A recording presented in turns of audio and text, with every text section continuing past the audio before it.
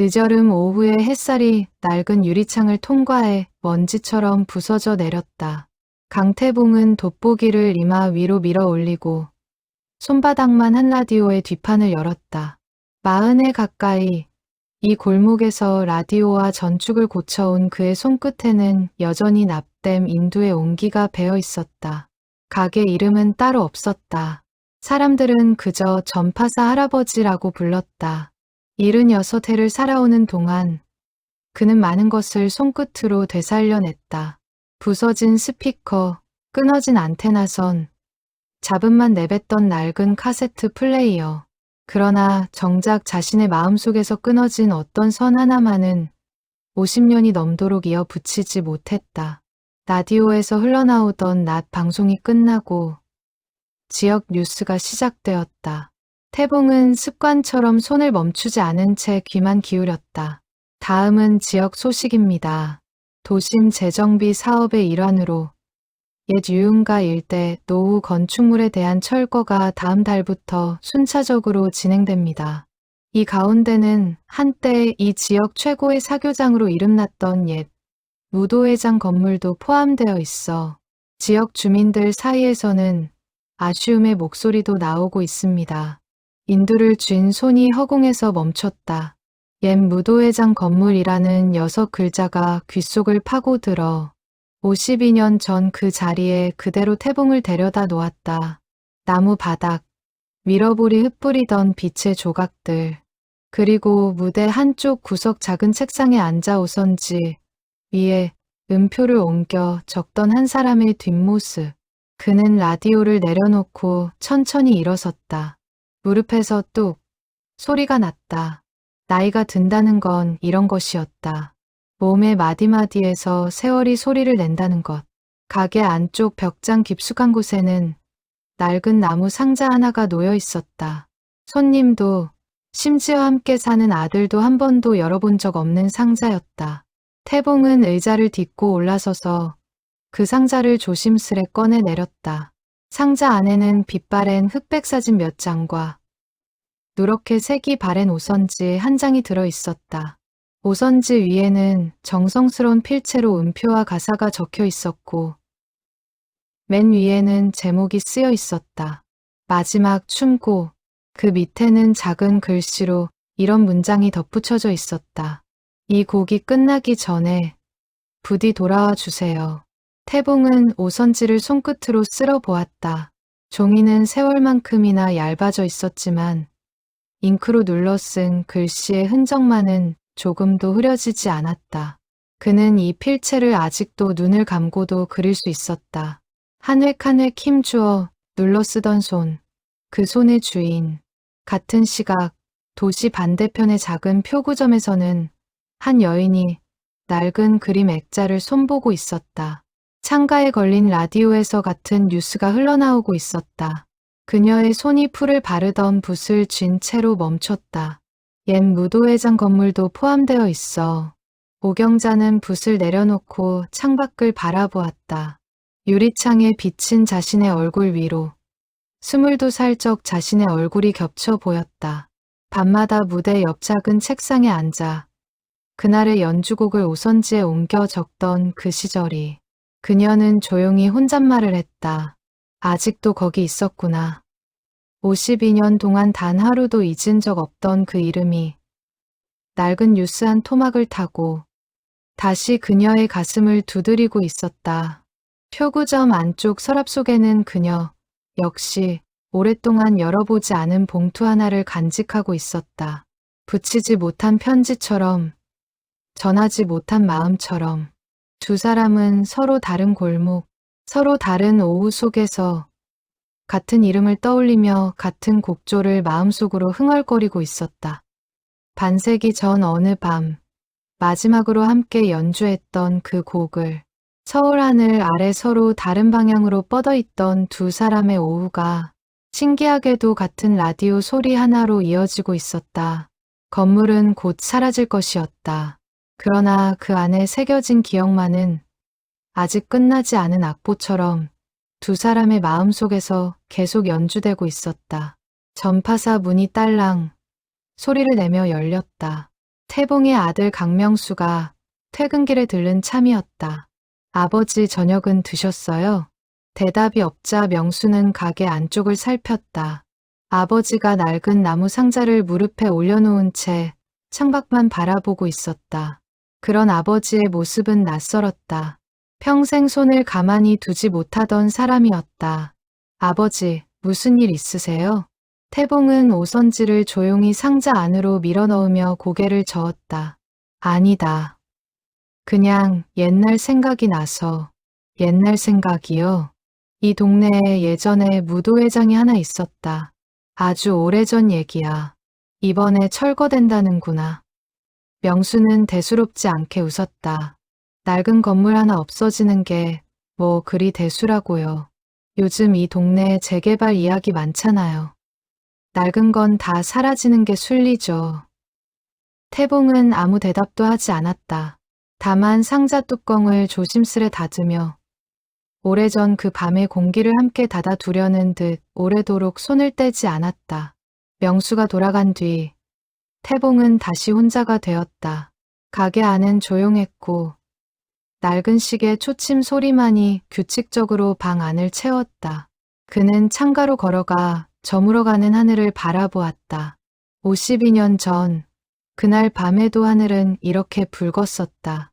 마지막 손님이 돌아가고 무대 위 조명이 하나둘 꺼지던 시간, 그는 트럼펫을 케이스에 넣으며 그녀에게 다가가려 했지만 결국 아무 말도 하지 못한 채 등을 돌렸었다.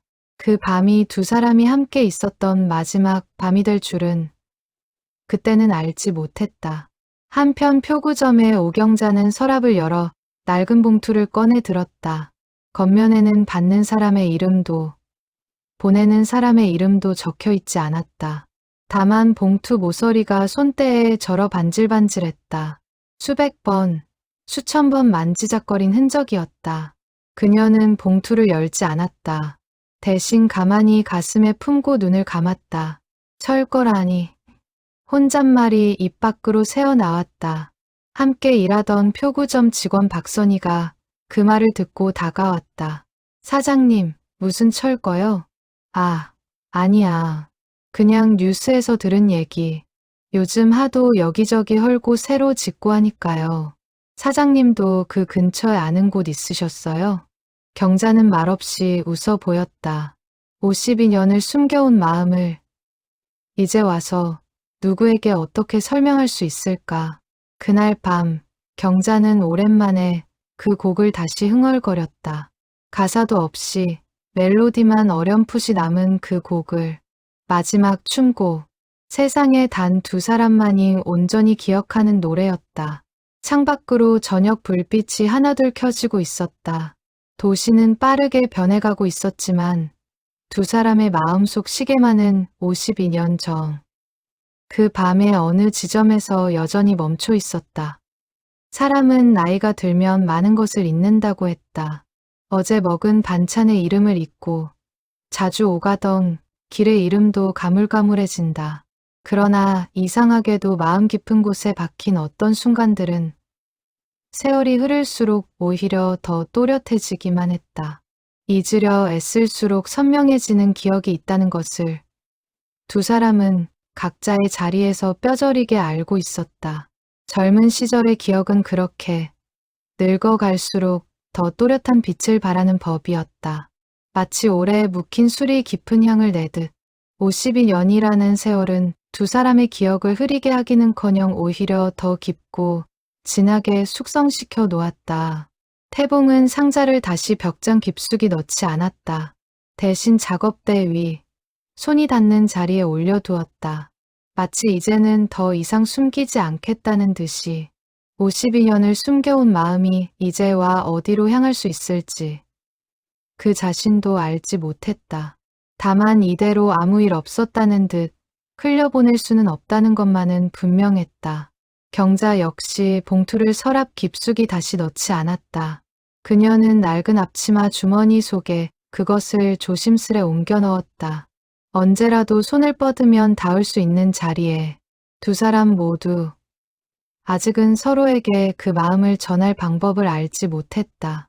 그러나 무언가가 서서히 움직이기 시작했다는 것만은 저물어가는 노을 아래에서 두 사람 다 어렴풋이 느끼고 있었다. 이야기는 이제 52년 전 라일락 홀이라 불리던 어느 무도회장의 밤으로 거슬러 올라간다. 그 시절 도시의 밤거리는 지금과는 사뭇 다른 얼굴을 하고 있었다. 전차가 철로 위를 덜컹이며 지나가고 거리마다 내걸린 등불이 은은한 빛을 들이우던 시절이었다. 사람들은 저마다의 방식으로 그 밤을 살아냈고 그중 어떤 이들은 라일락 홀이라는 작은 불빛 아래에서 인생의 가장 찬란한 순간을 맞이하고 있었다. 1974년 도시의 밤은 낮보다 화려했다. 특히 시내 한복판, 붉은 벽돌 건물 2층에 자리한 라일락 홀은 밤마다 불이 꺼지지 않는 곳이었다. 정문 위에는 보랏빛 네온사인이 걸려 있었고 그 아래로 간 양복을 차려입은 신사들과 화려하게 치장한 숙녀들이 줄지어 드나들었다. 라일락 홀은 이 도시에서 가장 이름난 사교 무도회장이었다. 상류층 자제들부터 갓 성공한 사업가들까지 저녁이면 이곳으로 몰려들어 밤을 즐겼다. 무대 위에는 8명으로 구성된 악단이 자리했고 그들의 연주에 맞춰 손님들은 나무 바닥을 가득 메우고 춤을 추었다. 벽면을 따라 늘어선 크리스털 샹들리에가 은은한 빛을 흩뿌렸고 그 빛 아래에서 사람들의 그림자가 춤사위를 따라 길게 늘어졌다. 짧아지기를 반복했다. 그 무대 한쪽 구석, 손님들의 눈에는 잘 띄지 않는 작은 책상 앞에 22살의 오경자가 앉아 있었다. 그녀의 직업은 흔치 않은 것이었다. 악단이 그날그날 새로 편곡하거나 즉흥으로 만들어내는 곡들을 오선지에 옮겨 적는 일. 사람들은 그녀를 악보 아가씨라고 불렀다. 경자는 어릴 적부터 귀가 밝았다. 한 번 들은 가락은 웬만해서는 잊지 않았고 악단장이 흥얼거리기만 해도 그 자리에서 음표로 옮겨 적을 수 있었다. 부모를 일찍 여의고 이모 집에 얹혀 살던 그녀에게 이 일자리는 하늘이 내린 동아줄과도 같았다. 경자야, 오늘 밤새 곡 하나 올릴 거니까 잘 들어둬라. 악단장 최 선생이 무대 뒤에서 그녀에게 일렀다. 경자는 고개를 끄덕이며 오선지와 연필을 챙겼다. 그녀의 손끝은 늘 연필심 자국으로 거뭇거뭇했지만 그것이 부끄럽지 않았다. 오히려 자랑스러웠다. 이 손끝에서 그날 밤의 음악이 종이 위에 새로운 생명을 얻는다는 사실이 그날 밤 새로 합류한 악단원이 있었다. 트럼펫 연주자 강태봉이었다. 25세 나이에 벌써 몇몇 무도회장을 거쳐온 실력파였고 지방 유지 집안의 둘째 아들이라는 소문이 돌았다. 첫 무대에 오른 그는 짙은 감색 양복을 단정히 차려입고 있었지만 눈빛만은 어딘가 지쳐 보였다. 리허설이 시작되자 태봉은 즉흥으로 짧은 선율을 만들어 불었다. 손님들이 오기 전 악단원들끼리 손발을 맞추는 시간이었다. 경자는 그 선율을 놓치지 않고 오선지 위에 옮겨 적었다. 리허설이 끝난 뒤 최 선생이 경자가 적은 악보를 태봉에게 건넸다. 이야, 제법인데. 방금 그 자리에서 그냥 흥얼거린 건데 이렇게 정확하게 옮겨 적다니. 태봉은 악보를 받아들고는 놀란 얼굴로 무대 구석을 바라보았다. 거기 조그마한 책상 앞에 앉아 다음 곡을 준비하고 있는 경자가 있었다. 그는 성큼성큼 그녀에게 다가갔다. 이거 아가씨가 적은 겁니까? 경자는 고개를 들지 않은 채 대답했다. 네, 제가 적었습니다. 방금 그 자리에서 즉흥으로 분 건데 어떻게 이렇게 정확히. 경자는 그제야 고개를 들어 태봉을 바라보았다. 그녀의 눈빛은 차분했지만 또렷했다. 귀로 들은 걸 손으로 옮기는 게 제 일입니다. 틀린 부분이 있었나요? 당돌한 대답에 태봉은 순간 말문이 막혔다가 이내 웃음을 터뜨렸다. 아니요. 오히려 제가 분 것보다 더 나은 것 같습니다. 여기 이 부분, 제가 흐리게 넘어간 자리를 정확한 음으로 채워 넣으셨네요. 경자는 그제야 살짝 미소를 지었다. 악 단장님이 원하시는 느낌이 어떤 건지 알 것 같아서요. 그날 밤부터 두 사람은 서로의 존재를 의식하기 시작했다. 태봉은 연주 도중에도 종종 무대 구석의 책상 쪽으로 시선을 돌렸고, 경자는 그의 트럼펫 소리가 유독 선명하게 귀에 들어온다는 것을 깨달았다. 손님들 사이에서 울려 퍼지는 여러 악기 소리 가운데 이상하게도 그의 트럼펫 소리만은 마치 자신을 향해 말을 거는 듯 또렷하게 들려왔다. 라일락 홀의 밤은 화려했지만 그 화려함 속에서 살아가는 이들의 삶은 저마다 곡절이 있었다. 손님으로 오는 이들에게는 이곳이 잠시의 유흥이었지만 이곳에서 일하는 이들에게는 밥벌이이자 삶의 전부였다. 경자에게는 더더욱 그러했다. 이모 집 문간방에 얹혀 사는 처지에 이 일자리마저 잃으면 갈 곳이 없었다. 그녀는 매일 밤 무대 위로 쏟아지는 화려한 조명을 바라보며 그 빛이 자신에게까지 닿기를, 자신의 삶에도 언젠가 그런 밝음이 찾아오기를 남몰래 소망하곤 했다. 그런 그녀에게 태봉이라는 존재는 낯설고도 신기했다. 부유한 집안의 아들이면서도 거들먹거리지 않았고 악단의 막내 단원에게도 깍듯이 존대를 했다. 무엇보다 그는 음악을 진심으로 좋아하는 사람 같았다. 손님들의 박수갈채보다 자신이 낸 하나가 정확히 맞아떨어졌을 때의 만족감을 더 소중히 여기는 사람. 경자는 그날 밤 집으로 돌아가는 길, 오선지 한 귀퉁이에 적어두었던 태봉의 즉흥 선율을 다시 흥얼거려 보았다. 별것 아닌 몇 소절이었지만 이상하게도 자꾸만 입가에 맴돌았다. 그녀는 그 선율에 아직 이름을 붙이지 않았다. 다만 마음 한구석에 작은 씨앗 하나가 심긴 것 같은 기분이었다. 태봉의 사정은 경자가 짐작하는 것과는 조금 달랐다. 그는 지방에서 포목상을 크게 하는 집안의 둘째 아들이었다. 큰형이 이미 가업을 이어받기로 정해진 터라 둘째인 그에게는 비교적 자유가 주어졌다. 그러나 그 자유에도 조건이 있었다. 아버지는 그가 적당한 시기에 사업에 도움이 될 만한 집안과 혼사를 치르고 음악은 취미 정도로만 남겨두기를 바랐다. 트럼펫 부는 거야 얼마든지 해라. 하지만 그걸로 밥벌이할 생각은 말아라. 아버지의 말은 늘 그러했다. 태봉에게 음악은 유일한 숨구멍이었다. 낮에는 아버지가 운영하는 상점 일을 거들었고 밤에는 라일락 홀 무대에 올랐다. 두 세계 사이를 오가며 그는 자신이 온전히 자신일 수 있는 시간은 오직 무대 위뿐이라고 느꼈다. 그런 그에게 경자는 신선한 충격이었다. 라일락 홀을 드나드는 숙녀 손님들은 저마다 화려한 옷차림과 세련된 말투로 그의 시선을 끌려했지만 경자는 그런 이들과는 전혀 다른 방식으로 그의 마음을 사로잡았다. 화장기 없는 얼굴, 늘 연필 자국이 묻어있는 손끝, 그리고 음악을 대하는 진지한 눈빛. 다음 날 밤, 태봉은 리허설이 끝난 뒤 일부러 경자의 책상 쪽으로 걸어갔다. 어제 그 곡, 제목을 붙여봤습니다. 경자가 고개를 들었다. 제목이요? 딱히 대단한 건 아니고 초저녁의 노래라고 해봤습니다. 리허설 시간이 늘 초저녁이니까요. 경자는 피식 웃음을 터뜨렸다.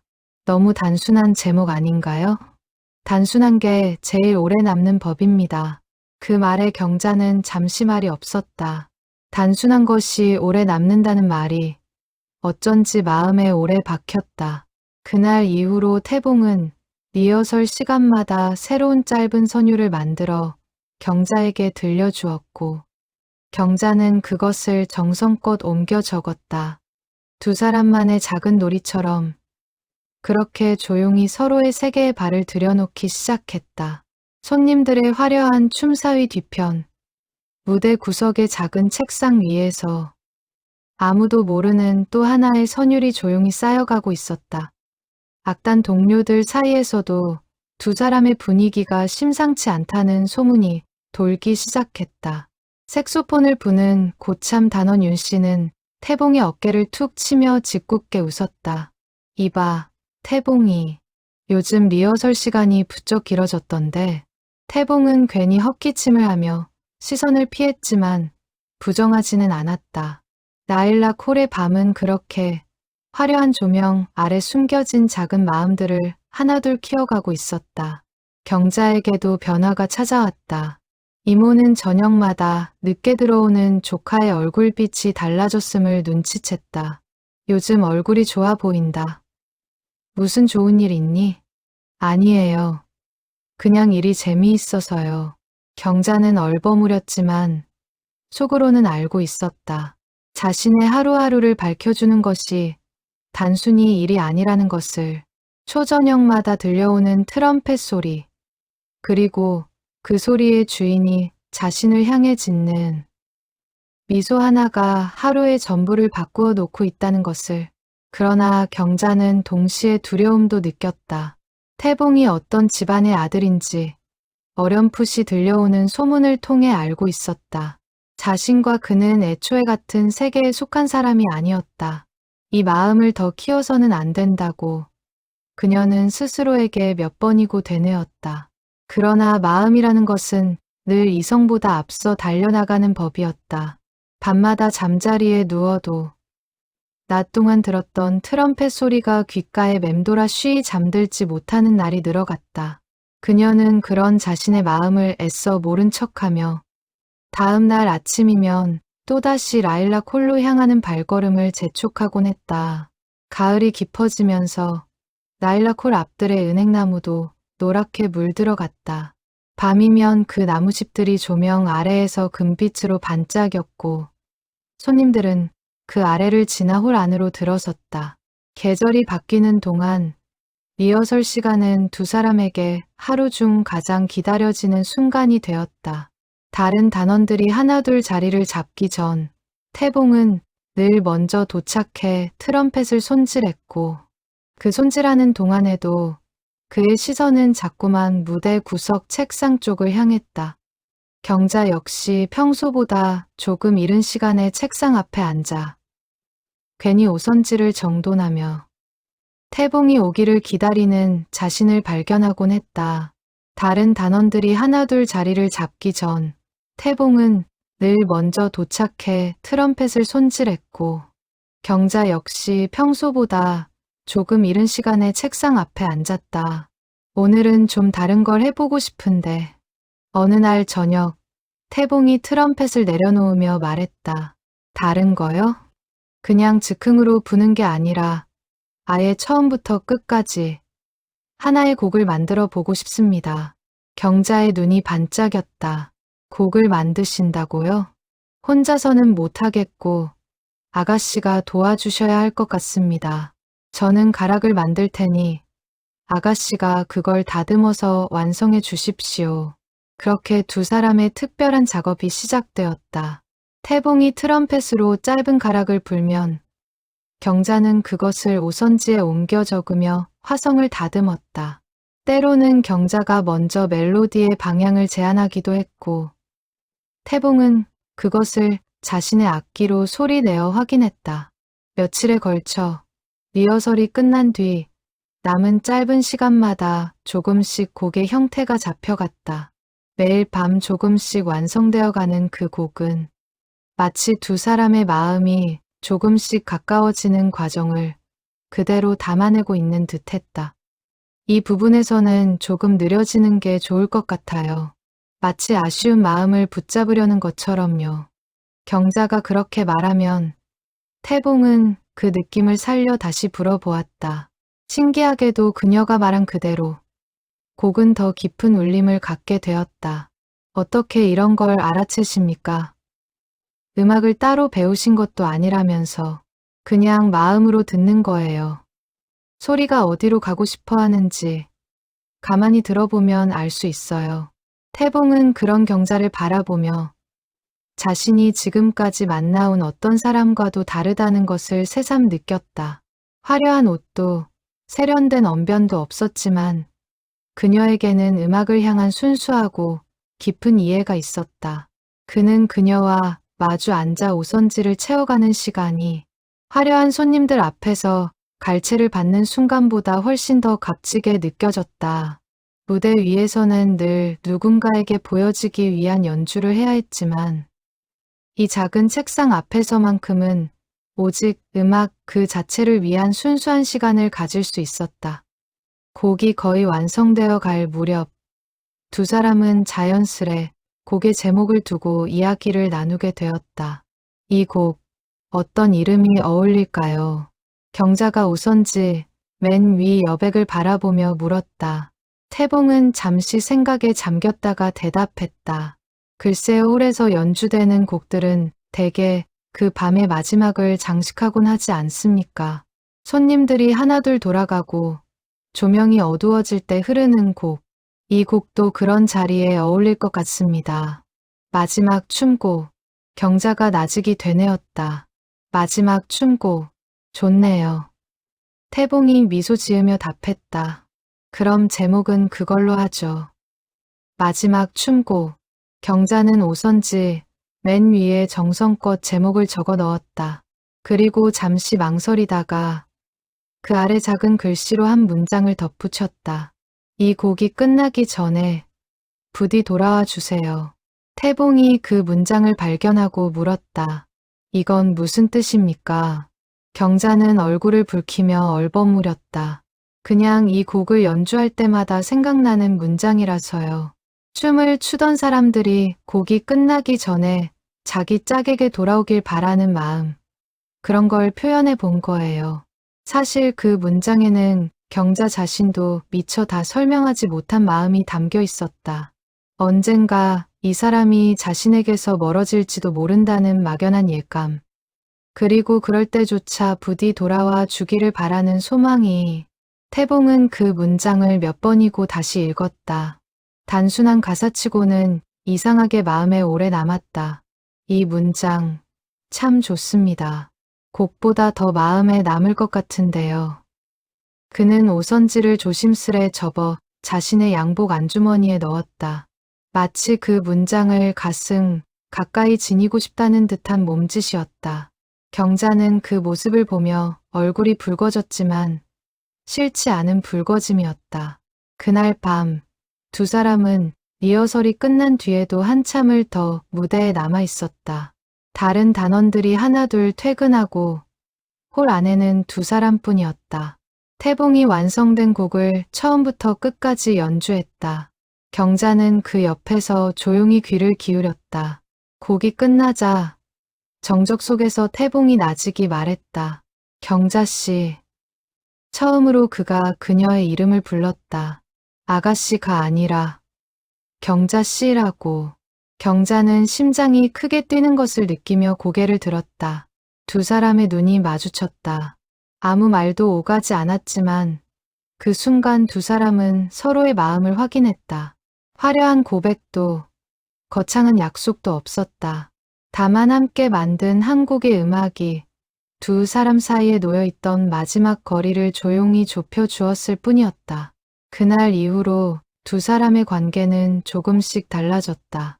겉으로는 여전히 악단장과 악보 아가씨, 그리고 신입 단원이라는 관계였지만 둘만이 아는 눈빛과 미소가 오갔다. 손님들의 눈을 피해 리허설이 끝난 뒤 잠깐씩 홀 뒷문 계단에 나란히 앉아 이야기를 나누는 것이 두 사람의 작은 낙이 되었다. 경자 씨는 나중에 어떤 삶을 살고 싶으세요? 어느 밤 태봉이 물었다. 경자는 잠시 생각하다가 대답했다. 거창한 건 바라지 않아요. 그저 좋아하는 일을 하면서 마음 편히 살고 싶어요. 음악 곁에서요. 저는 사실 언젠가는 이 도시를 떠나 제 힘으로 뭔가를 해보고 싶습니다. 아버지 그늘 밑이 아니라요. 경자는 그 말에 담긴 무게를 어렴풋이 느꼈다. 태봉의 집안 사정에 대해서는 자세히 알지 못했지만 그의 목소리에서 어떤 무거운 짐 같은 것이 느껴졌다. 계단 아래로는 늦가을 바람이 낙엽을 흩날리고 있었다. 두 사람은 한동안 말없이 그 풍경을 바라보았다. 굳이 많은 말을 하지 않아도 나란히 앉아 있는 것만으로 충분한 시간이었다. 한 번은 태봉이 쉬는 날, 경자를 조용히 근처 재래시장으로 불러냈다. 화려한 양복 대신 수수한 평상복 차림이었다. 이런 곳도 다니세요? 경자가 놀라 물었다. 저도 사람인데요. 시장 국밥이 얼마나 맛있는지 아십니까? 두 사람은 허름한 국밥집 구석자리에 앉아 뜨끈한 국밥을 나눠 먹었다. 라일락 홀의 화려한 조명 아래에서는 볼 수 없던 소박하고 편안한 태봉의 모습이었다. 경자는 그 모습이 오히려 더 마음에 들었다.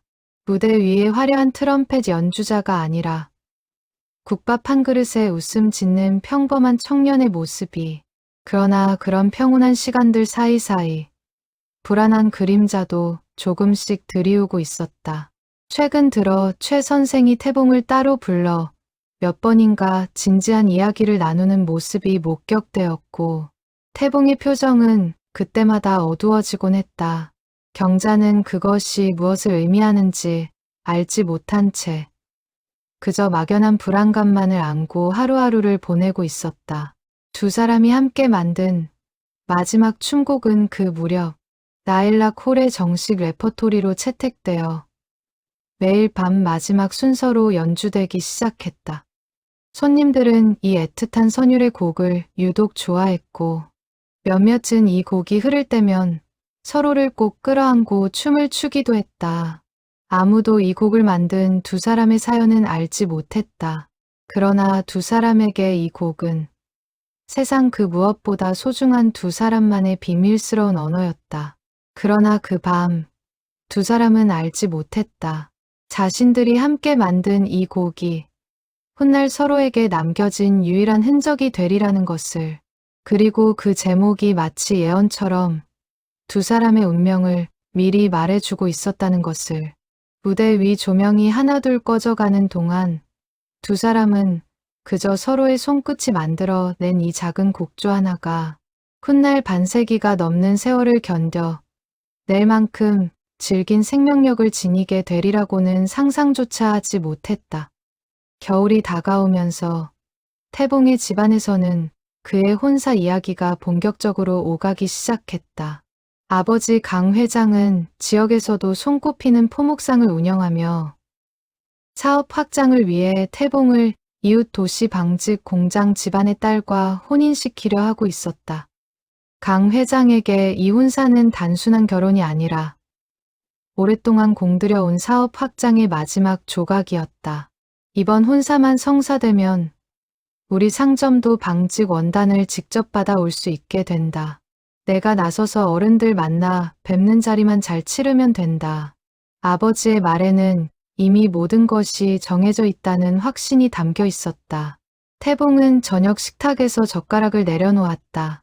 아버지, 저는 아직 그럴 마음이 없습니다. 마음이 없다니, 그게 무슨 소리냐. 너도 이제 나이가 25인데 언제까지 밤마다 그 잡스러운 데서 나팔이나 불고 다닐 셈이냐. 그건 제가 좋아서 하는 일입니다. 좋아서 하는 일과 밥벌이는 다른 거다. 이 집안의 둘째로서 내가 할 도리가 있는 거야. 식탁 위에는 무거운 침묵이 내려앉았다. 어머니가 조심스레 끼어들었다. 여보, 내 마음도 좀 생각해 주세요. 아직 시간이 있잖아요. 시간이 있긴 뭐가 있어. 방직 공장 쪽에서도 언제까지 기다려 줄 수 없다고 하는데. 그날 밤 태봉은 늦게까지 잠을 이루지 못했다.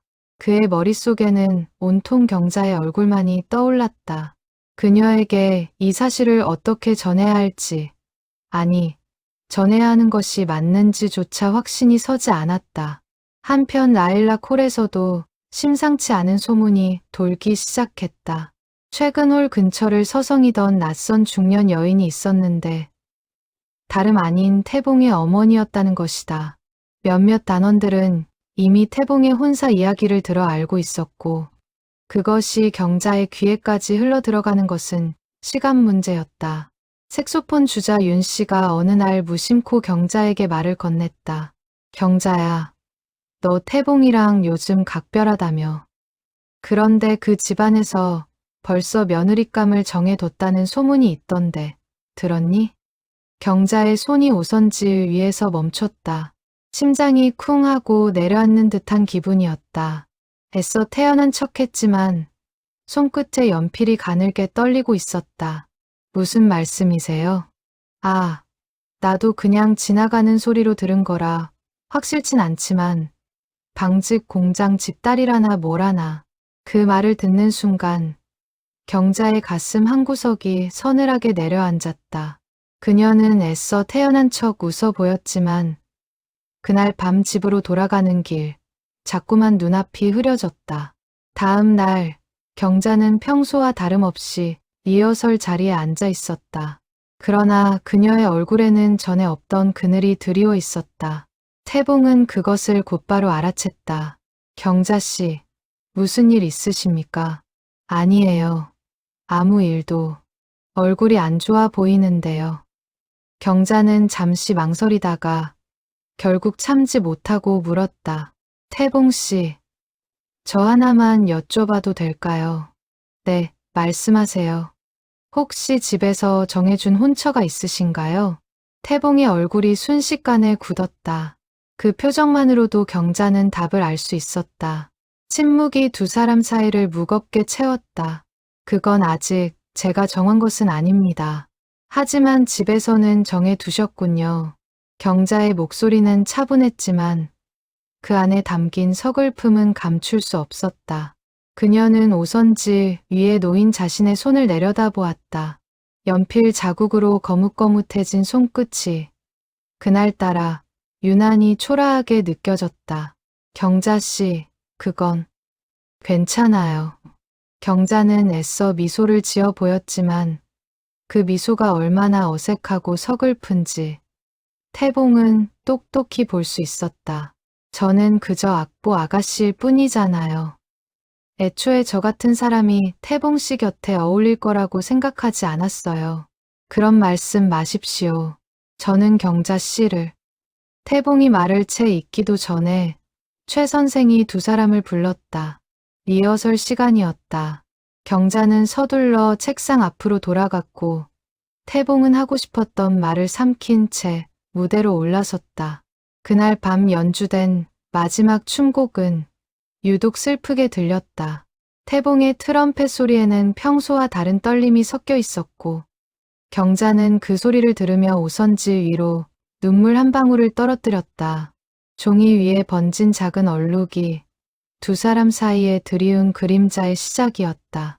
손님들은 그 애틋한 선율에 취해 서로를 꼭 끌어안고 춤을 추었지만 정작 그 곡을 만든 두 사람의 마음속에서는 처음으로 슬픔이라는 감정이 그 곡조에 스며들고 있었다.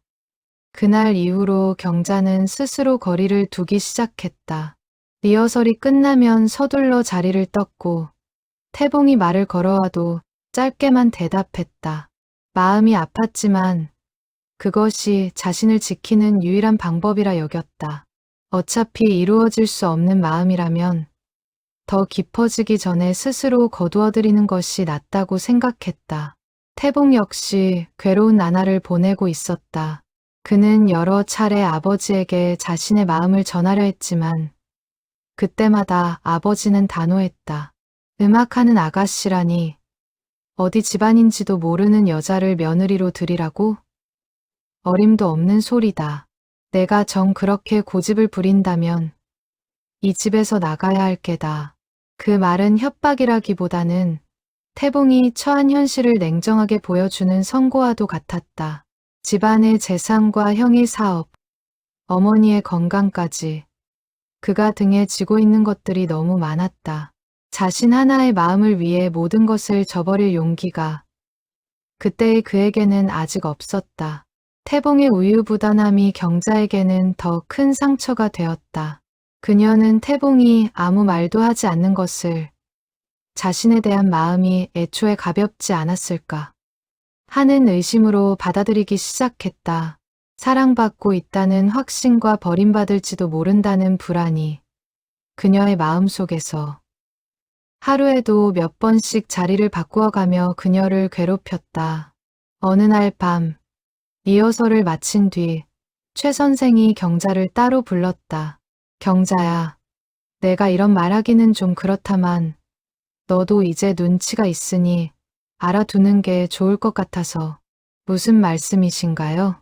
강 도련님 집안에서 벌써 이번 달 안으로 상견례를 잡았다는구나. 방직 공장 집 딸하고. 그 말을 듣는 순간 경자의 세상이 무너져 내리는 듯했다.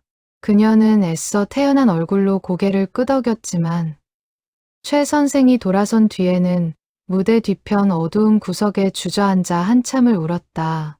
한편 그 소문은 사실과는 조금 달랐다. 실제로는 상견례가 잡힌 것이 아니라 아버지가 일방적으로 날짜를 통보하고 태봉의 동의를 강요하고 있던 상황이었다. 태봉은 그 자리를 어떻게든 미루려 애쓰고 있었지만 그 사정은 아직 아무에게도 전해지지 않은 채였다. 이 작은 오해의 씨앗이 훗날 두 사람 사이에 얼마나 큰 균열을 만들어낼지 그때는 누구도 알지 못했다. 태봉은 그날 밤도 무대에 올라 트럼펫을 불었지만 소리에 힘이 실리지 않았다. 연주가 끝난 뒤 그는 홀로 뒷문 계단에 앉아 담배 한 대를 태웠다. 예전 같으면 그 자리에 경자가 함께 있었을 터였다. 이제는 그녀가 먼저 자리를 피하니 계단은 유독 넓고 쓸쓸하게 느껴졌다. 이대로는 안 된다. 그는 마음속으로 몇 번이고 되뇌었다. 아버지의 뜻을 거스르는 것이 두려운 것이 아니라 경자를 이대로 잃는 것이 더 두려웠다. 그는 다음 날 아버지에게 정식으로 자신의 마음을 전하기로 결심했다. 어떤 결과가 기다리고 있든 더 이상 침묵으로 도망치지 않기로. 그러나 그가 결심을 굳히던 바로 그 시각, 경자 역시 자신만의 결론에 다다르고 있었다. 이모 집 좁은 방 안에서 그녀는 오선지, 뭉치를 끌어안은 채 오래도록 생각에 잠겨 있었다. 내가 먼저 물러나는 게 맞아. 저 사람 앞길을 막을 수는 없어. 두 사람 모두 상대를 위한다는 마음으로 서로 다른 방향의 결심을 굳혀가고 있었다. 사랑하는 마음은 같았지만 그 마음을 지키는 방식이 어긋나 있었다. 그리고 그 어긋남이 다가올 이별의 밤을 예비하고 있었다. 창밖으로는 초겨울 찬바람이 불기 시작했고 라일락 콜의 은행나무도 어느새 마지막 잎사귀 몇 장만을 남긴 채 앙상해져 가고 있었다. 계절의 변화가 두 사람 마음의 변화와 묘하게 맞물려 흘러가고 있었다. 겨울바람이 유난히 차갑게 불던 그해 11월의 아침이었다. 창밖으로 첫눈이 흩날리고 있었다. 태봉은 밤새 한숨도 자지 못한 얼굴로 아침상 앞에 앉았다. 오늘만큼은 반드시 결론을 내야 한다는 각오가 그의 눈빛에 서려 있었다. 그는 결심한 대로 아버지 앞에 섰다. 아버지, 드릴 말씀이 있습니다. 말해 보아라. 저는 혼사를 치를 수 없습니다. 마음에 둔 사람이 있습니다. 강 회장의 얼굴이 불그락푸르락해졌다. 마음에 둔 사람이라니. 그 라일락 홀에서 만난 그 아가씨 말이냐? 네, 그렇습니다. 이놈이 정신이 나갔구나. 그런 근본도 모르는 여자를 이 집안 며느리로 들이겠다고? 아버지, 그 사람은 더 들을 것도 없다. 내가 정 그 여자와의 인연을 끊지 못하겠다면 이 집에서 나가거라. 대신 회사 일이든 뭐든 이 집안과 관련된 것은 일절 손대지 마라. 예상했던 반응이었지만 막상 마주하니 태봉의 마음은 무너져 내렸다. 그는 그날 하루 종일 정신없이 시간을 보내다가 밤이 되어서야 겨우 라일락 홀로 향했다.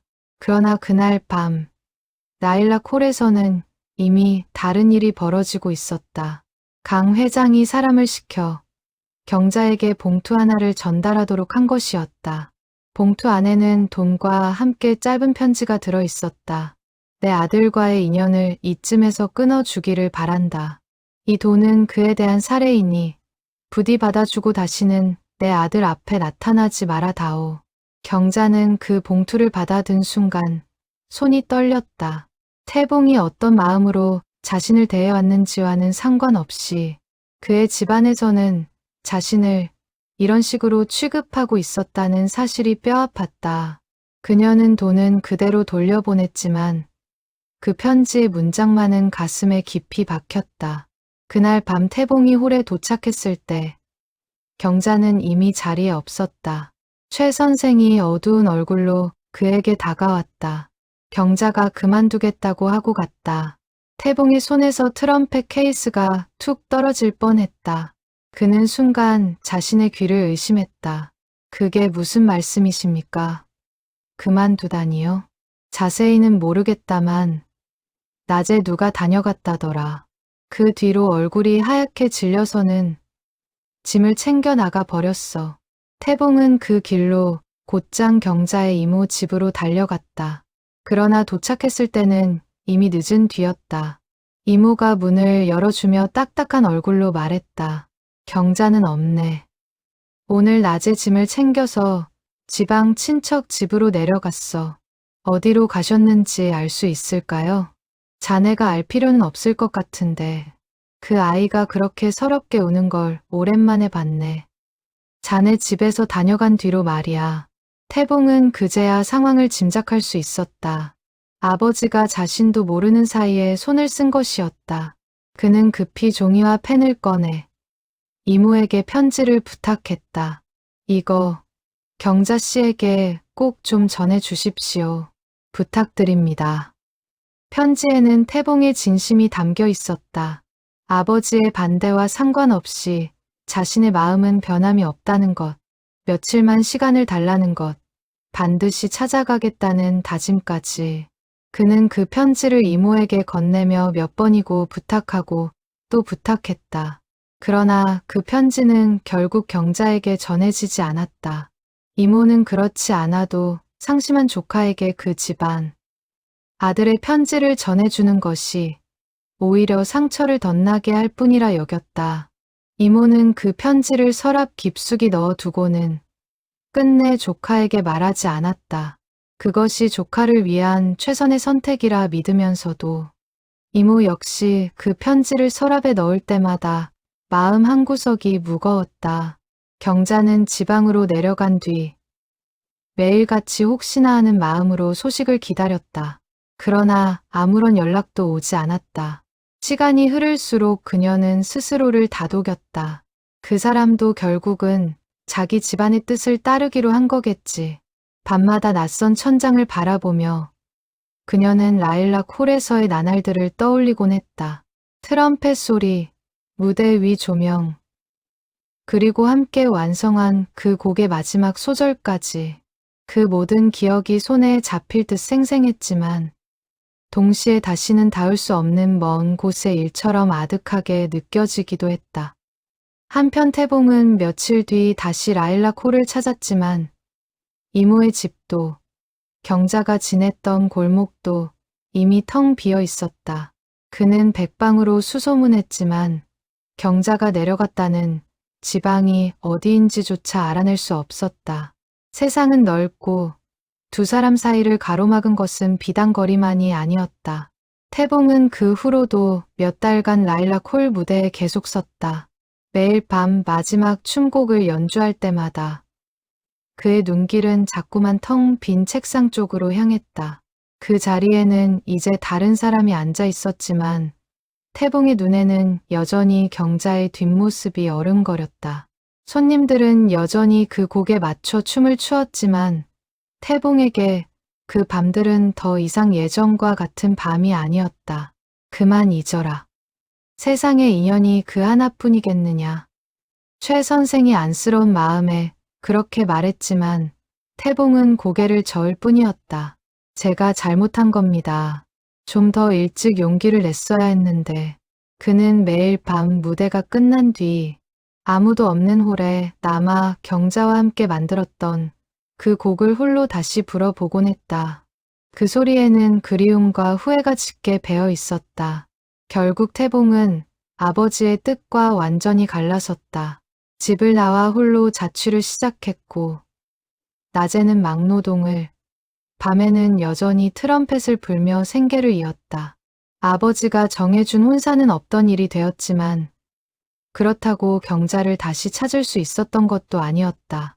그는 몇 번이고 이모의 집을 다시 찾아갔지만 그때마다 굳게 닫힌 문 앞에서 발길을 돌려야만 했다.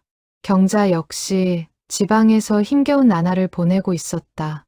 친척 집에 얹혀 사는 처지에 마음의 상처까지 더해져 하루하루가 버거웠다. 그녀는 한동안 아무 일도 손에 잡히지 않았지만 시간이 흐르면서 조금씩 스스로를 추스르기 시작했다. 낯선 방 천장을 바라보며 뜬 눈으로 지새우던 밤들이 조금씩 옅어져 갔다. 살아야지.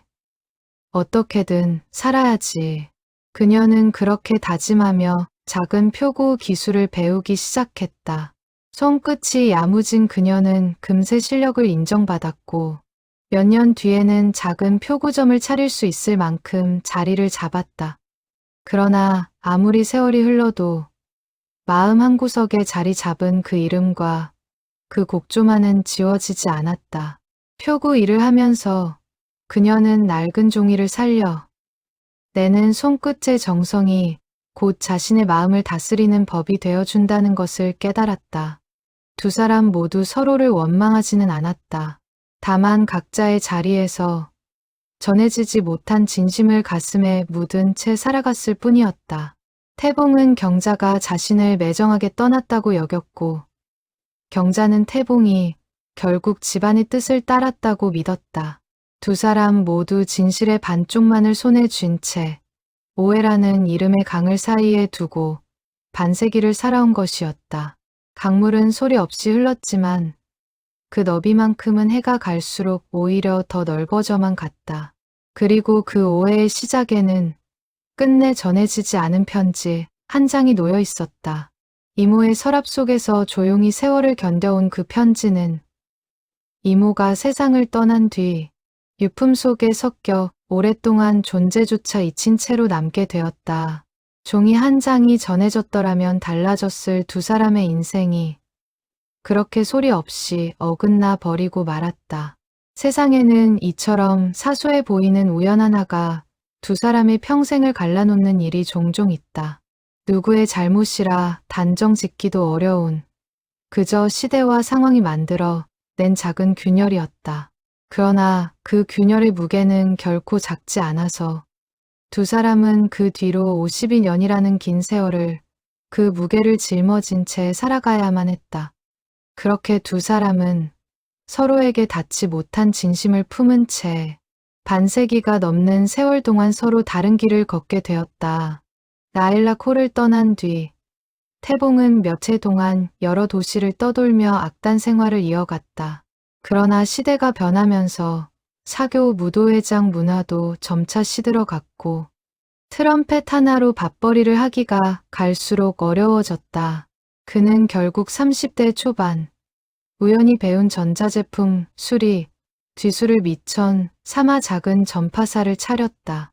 트럼펫을 완전히 손에서 놓지는 못했지만 그것은 이제 밥벌이가 아닌 홀로 남은 밤에만 꺼내 드는 위안거리가 되었다. 35이 되던 해 태봉은 주변의 권유로 한 여인과 혼인했다. 성실하고 다정한 사람이었다. 태봉은 아내에게 최선을 다했지만 마음 한구석에는 여전히 지워지지 않는 이름이 남아 있었다. 아내는 눈치가 빠른 사람이었다. 남편이 가끔 낡은 트럼펫을 꺼내 홀로 연주할 때면 그 눈빛에 서린 아득한 그리움을 알아채곤 했다. 그러나 그녀는 굳이 캐묻지 않았다. 그것이 남편에 대한 자신의 배려라 여겼다.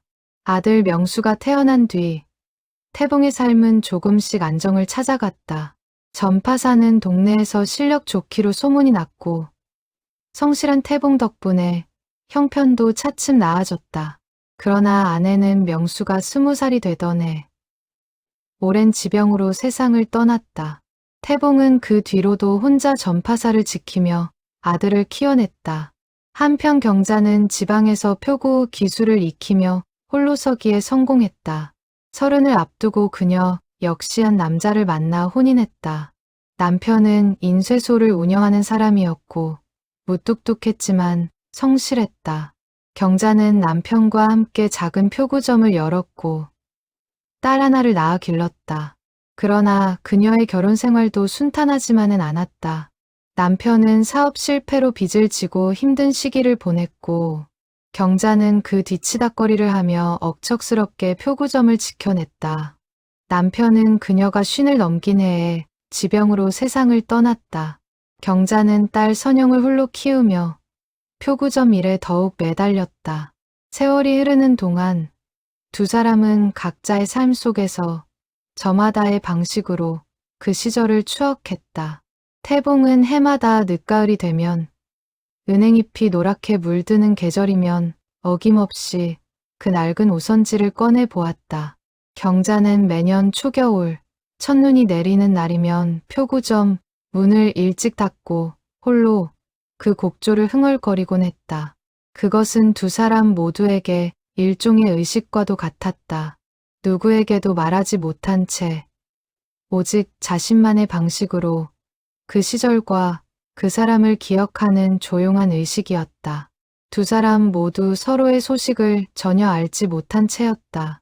도시는 넓었고 세월은 두 사람 사이의 거리를 점점 더 벌려놓았다. 그러나 신기하게도 두 사람은 알지 못하는 사이 같은 도시에서 살아가고 있었다. 태봉의 전파사와 경자의 표구점은 걸어서 30분, 남짓한 거리, 같은 재개발 구역 안에 자리하고 있었던 것이다. 몇 번이나 같은 시장을 오갔을지도, 같은 버스 정류장에서 스쳐 지나갔을지도 모를 일이었다. 그러나 세월에 변한 서로의 얼굴은 두 사람이 지척에서 살아가고 있다는 사실을 조금도 알아채지 못하게 만들었다.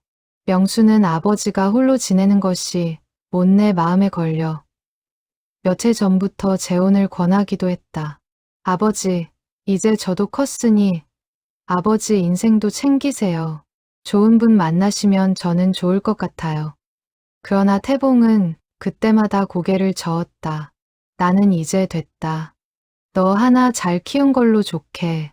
명수는 아버지의 마음속에 무언가 채워지지 않은 자리가 있다는 것을 어렴풋이 느꼈지만 그것이 무엇인지는 알지 못했다.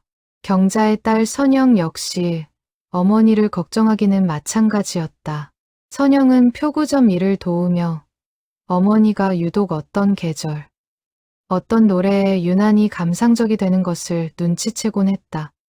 엄마, 그 노래 뭐예요? 자주 흥얼거리시던데. 응. 아, 그냥 옛날에 어디선가 들었던 곡이야. 경자는 늘 그렇게 얼버무렸다.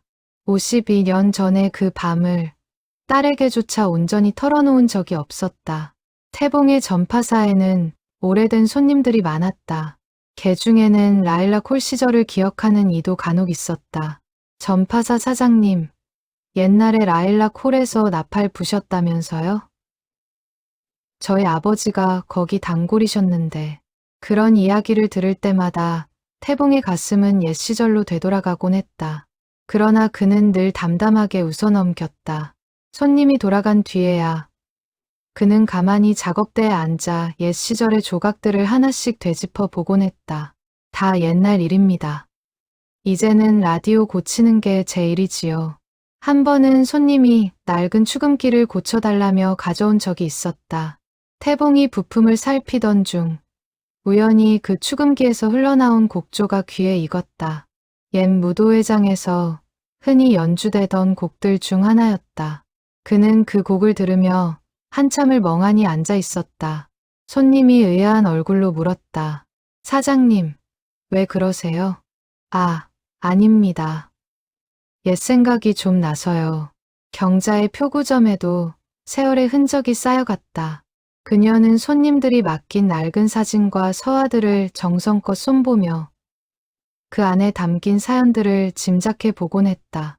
누군가에게는 낡은 종이 한 장이 평생의 추억이라는 것을 그녀는 누구보다 잘 알고 있었다. 그래서 그녀의 표구 솜씨는 유독 정성스럽기로 소문이 났다. 사장님 손을 거치면 낡은 것도 새 것처럼 살아나요.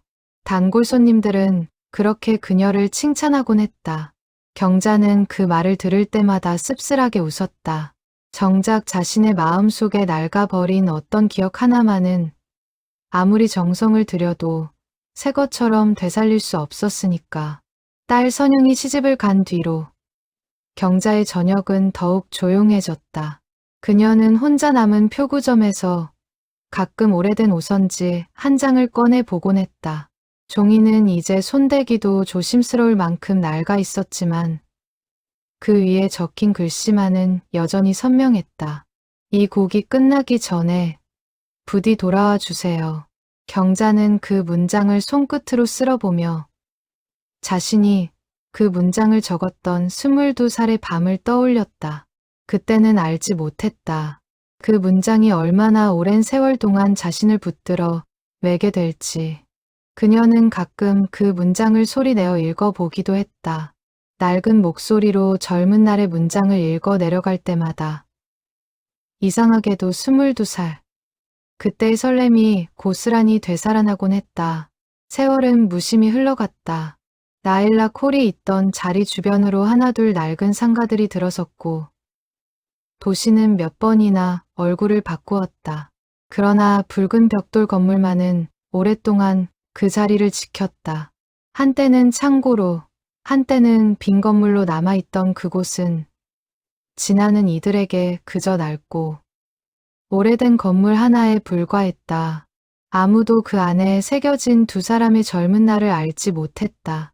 봄이면 건물 앞 화단에 저절로 자란 잡초 사이로 이름 모를 들꽃이 피어났고 겨울이면 깨진 창틈으로 눈발이 소복이 쌓이곤 했다. 그렇게 건물은 사람들의 무관심 속에서 오직 두 사람의 기억 속에서만 여전히 살아 숨쉬고 있었다.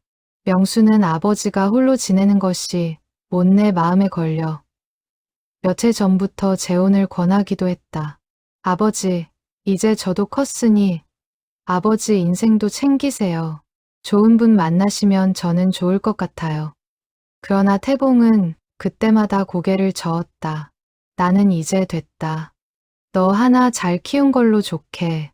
명수는 아버지의 마음속에 무언가 채워지지 않은 자리가 있다는 것을 어렴풋이 느꼈지만 그것이 무엇인지는 알지 못했다. 경자의 딸 선영 역시 어머니를 걱정하기는 마찬가지였다. 선영은 표구점 일을 도우며 어머니가 유독 어떤 계절, 어떤 노래에 유난히 감상적이 되는 것을 눈치채곤 했다. 엄마, 그 노래 뭐예요? 자주 흥얼거리시던데. 응. 아, 그냥 옛날에 어디선가 들었던 곡이야. 경자는 늘 그렇게 얼버무렸다. 52년 전에 그 밤을 딸에게조차 온전히 털어놓은 적이 없었다. 그렇게 두 사람은 반세기가 넘는 세월 동안 같은 도시의 하늘 아래서 서로를 그리워하며 살아왔다. 그리고 이제 그 오랜 세월의 끝자락에서 옛 무도회장의 철거. 소식이 두 사람의 삶을 다시 한 지점으로 끌어당기고 있었다. 도시의 풍경은 몇 번이고 바뀌었지만 두 사람 각자의 마음속 풍경만은 52년 전. 그 밤에 멈춘 채 조금도 변하지 않고 있었다. 그리고 이제 그 멈춰버린 시간이 다시 움직이기 시작할 참이었다. 철거를 앞둔 붉은 벽돌 건물 주변에는 안전 펜스가 둘러쳐졌다. 정문 위에 걸려있던 낡은 간판은 이미 오래전에 떨어져 나갔지만 벽돌 벽에는 여전히 라일락이라는 글자의 흔적이 희미하게 남아 있었다. 철거를 사흘 앞둔 어느 오후, 태봉은 낡은 오선지를 품에 안고 그 건물 앞에 섰다. 아들 명수에게는 동네 산책이라고만 말해 두었지만 사실은 이 건물을 마지막으로 눈에 담아두고 싶은 마음에서였다. 펜스 너머로 보이는 건물은 예전의 화려함을 완전히 잃은 채였다. 유리창은 대부분 깨져 있었고 벽돌 사이사이에는 잡초가 무성하게 자라 있었다. 그러나 태봉의 눈에는 그 낡은 모습 위로 52년 전 그 밤의 화려한 조명과 음악 소리가 겹쳐 보였다. 그는 펜스에 가만히 손을 얹었다. 차가운 철제 펜스의 감촉이 손끝에 전해졌다. 경자씨. 혼잣말이 저도 모르게 새어나왔다. 바로 그 시각, 몇 걸음 떨어진 곳에서 한 노부인이 같은 건물을 바라보며 서 있었다.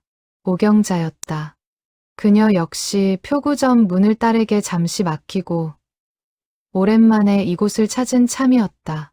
손에는 낡은 봉투 하나를 꼭 쥐고 있었다. 경자는 건물을 올려다보며 눈시울을 붉혔다. 52년 만에 다시 마주한 그 자리는 기억 속의 화려한 모습과는 너무나 달랐다. 그러나 그 낡음 속에서도 이곳에서 보낸 젊은 날의 기억만은 조금도 바래지 않고 그녀의 가슴을 두드렸다. 그녀는 봉투를 쥔 손에 저도 모르게 힘을 주었다. 이렇게 낡아 버렸구나. 경자가 나직이 혼잣말을 하는 순간 옆에서 낯익은 목소리가 들려왔다. 경자씨? 경자는 흠칫 놀라 고개를 돌렸다. 그곳에는 백발이 성성한 한 노신사가 서 있었다. 처음에는 알아보지 못했다. 그러나 그 눈빛, 그 목소리의 떨림만은 52년의 세월을 뛰어넘어 단번에 그녀를 관통했다. 태봉씨. 두 사람은 한동안 아무 말도 하지 못한 채 서로를 바라보기만 했다. 세월이 두 사람의 얼굴에 깊은 주름을 새겨놓았지만 서로를 바라보는 그 눈빛만은 52년 전 그 무대 위에서와 조금도 다르지 않았다. 정말 태봉씨 맞으세요? 경자씨, 이게 얼마만입니까? 태봉의 목소리가 떨렸다. 경자의 눈에서 참았던 눈물이 흘러내렸다. 52년 동안 마음속으로만 되뇌던 이름을 이렇게 직접 마주하고 부를 수 있게 되리라고는 상상조차 못했었다. 살아 계셨군요. 이렇게 다시 뵐 줄은 몰랐어요. 저도 그렇습니다. 이 건물이 철거된다는 소식을 듣고 혹시나 하는 마음에 와봤습니다. 저도 같은 마음이었어요. 두 사람은 펜스를 사이에 두고 나란히 섰다. 잠시 침묵이 흘렀다. 52년의 세월 동안 쌓인 말들이 너무 많아서 오히려 무슨 말부터 꺼내야 할지 알 수 없었다. 바람이 두 사람 사이를 스쳐 지나갔고 멀리서 공사장 인부들의 목소리가 아득하게 들려왔다. 그 모든 소음도 두 사람 사이에 흐르는 이 특별한 침묵을 깨뜨리지는 못했다. 그동안 어떻게 지내셨습니까? 태봉이 조심스레 물었다. 그럭저럭 살았어요. 표구점을 하면서요. 태봉 씨는요? 저는 전파사를 합니다. 라디오며 전축이며 고치는 일을요. 두 사람은 서로의 삶을 짧게 나누었지만 정작 가장 묻고 싶은 말은 쉽게 꺼내지 못했다.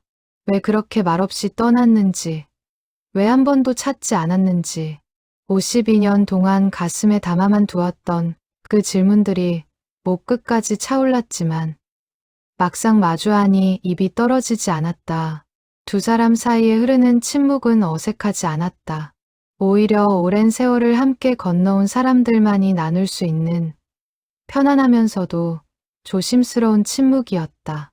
그때 경자의 손에 들린 낡은 봉투가 눈에 들어왔다. 태봉의 시선이 그 봉투에 멈추었다. 그건 무엇입니까?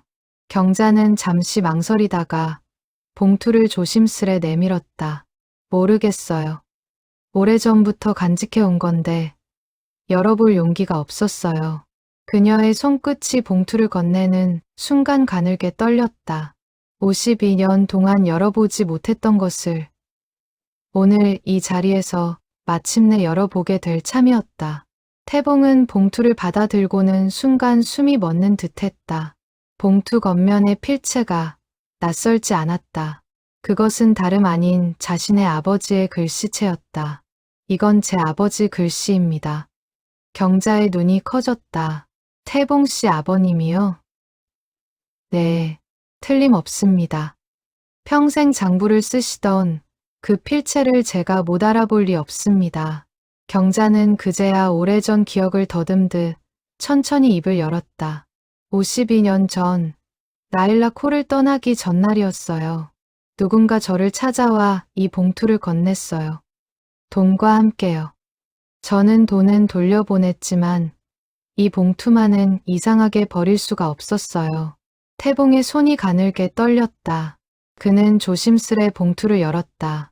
안에는 누렇게 바랜 종이 한 장이 들어 있었다. 낯익은 아버지의 필체로 이렇게 적혀 있었다. 내 아들과의 인연을 이쯤에서 끊어주기를 바란다. 이 돈은 그에 대한 사례이니 부디 받아주고 다시는 내 아들 앞에 나타나지 말아다오. 태봉은 그 문장을 몇 번이고 다시 읽었다. 손끝이 부들부들 떨렸고 눈시울이 붉어졌다. 이걸 아버지가. 태봉 씨는 모르고 계셨나요? 전혀 몰랐습니다. 저는 그저 경자 씨가 말없이 떠나 버린 줄로만 알고 있었습니다. 경자의 눈에서도 눈물이 왈칵 쏟아졌다. 저도 태봉 씨가 결국 집안의 뜻을 따라 혼사를 치르기로 한 줄로만 알았어요. 그래서 더는 연락하지 않는 게 서로를 위한 길이라고 생각했어요. 두 사람은 한참 동안 아무 말도 하지 못했다. 52년 동안 서로를 향해 품어왔던 오해가 이 낡은 종이 한 장으로 인해 한꺼번에 무너져 내리고 있었다.